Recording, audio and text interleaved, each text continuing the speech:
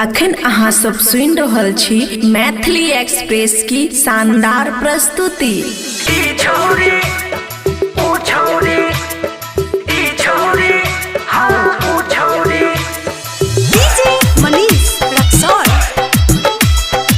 खुशी recording studio बलुआहा।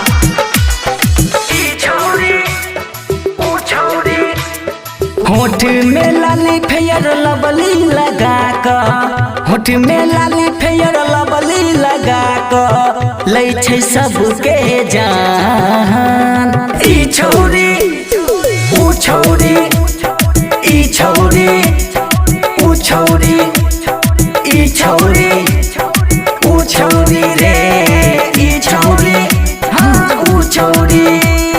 होठ में लाली फेयर लवली लगा कर, होठ में लाली फेयर लवली लगा कर लै छै सबके जान। ई छौरी ऊ छौरी, ई छौरी ऊ छौरी, ई छौरी ऊ छौरी रे, ई छौरी हाँ ऊ छौरी।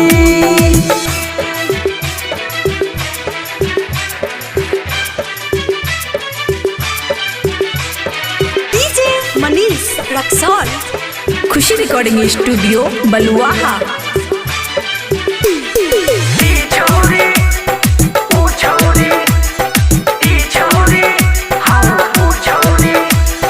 गोरे गोरे गाल वाली रेशमी बाल वाली चीज छौरी बड़ा जबरदस्त लागे छे।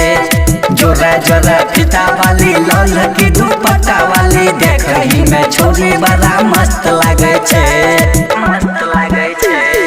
गोरे गोरे गाल वाली रेशमी बाल वाली चीज छौरी बड़ा जबरदस्त लागे छे। जोरा जोरा फीता वाली लाल की दुपट्टा वाली देखही में छौरी बड़ा मस्त लागे छे। मारी के कनखी उठाई के सनकी, मारी के कनखी उठाई के सनकी छोड़बै सबके पारान। ई छौरी ऊ छौरी, ई छौरी ऊ छौरी, ई छौरी ऊ छौरी रे, ई छौरी हाँ ऊ छौरी। खुशी रिकॉर्डिंग स्टूडियो बलुआहा।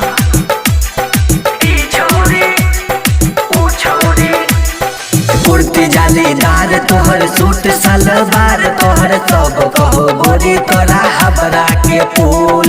नथुनी तोहर कट लागो बॉडी तोहर होठ लागो चेहरा लागो गोरी गुलाब के फूल, गुलाब के फूल।